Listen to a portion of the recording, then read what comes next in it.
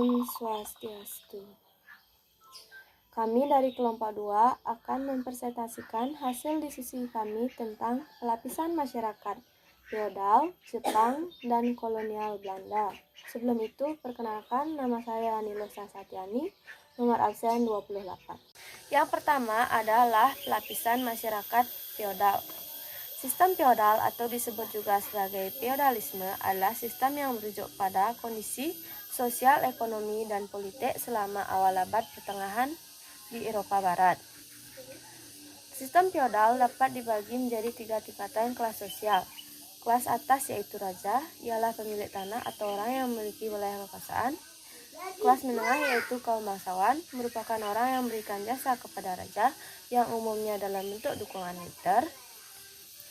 Sebagai imbalan atas jasa dan dukungan tersebut, maka raja akan memberikan lahan tanah untuk dikelola atau dikuasai alias disuruh sebagai tuan tanah dalam suatu wilayah.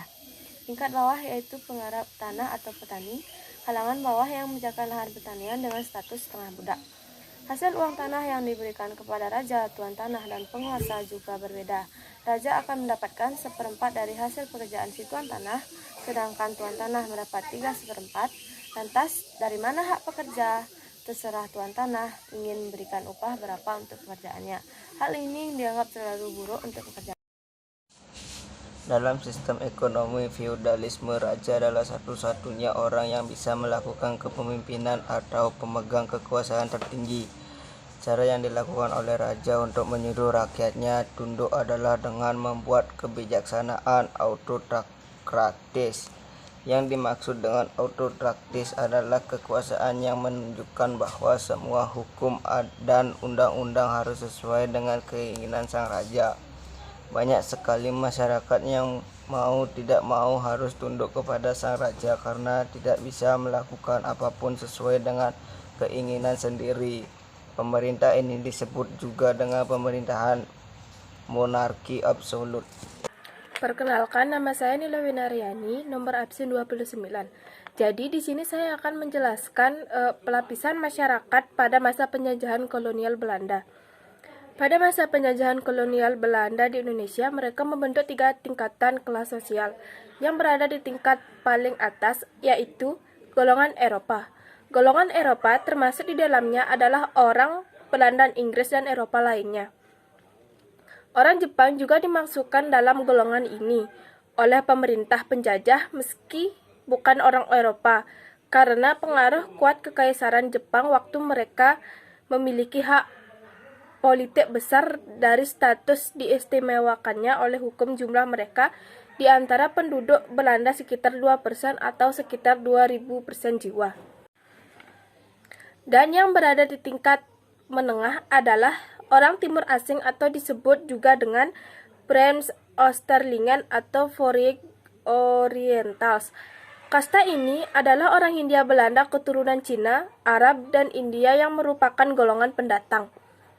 Golongan ini berstatus di bawah orang Eropa, tapi masih dianggap atas golongan paling bawah yaitu pribumi. Perkenalkan, nama saya Nikade Aipastini, saya absen 20 dan ingin melanjutkan presentasi kelompok 2 di bagian pelapisan masyarakat pada masa penjajah kolonial Belanda. Tingkat bawah yaitu orang pribumi atau inlander, merupakan penduduk asli Hindia Belanda yang termasuk semua suku bangsa asli, seperti orang Jawa, Sunda, Melayu, dan sebagainya.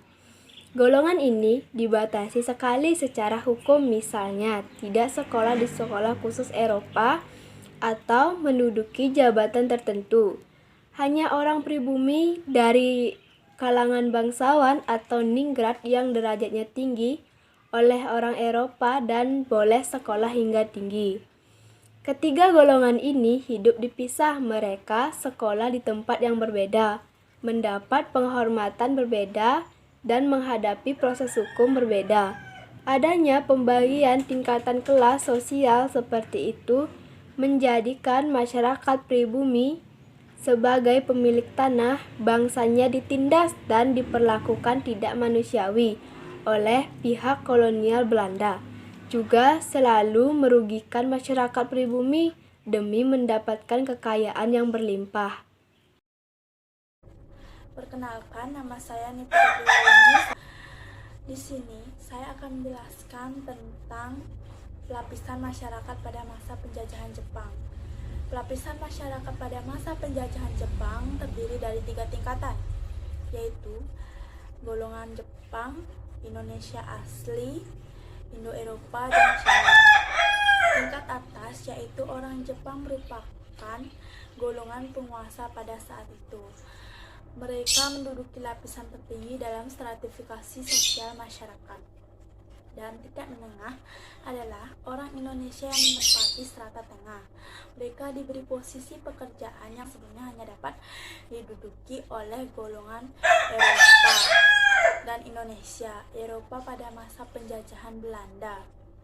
Orang Indonesia yang berpendidikan juga diberikan pelatihan militer sehingga terbuka kesempatan baru untuk menjadi tentara.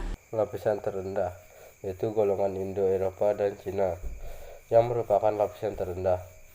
Dengan demikian, stratifikasi sosial pada masa penjajahan Jepang di Indonesia terdiri dari golongan Jepang, Indonesia asli, Indo-Eropa, dan Cina.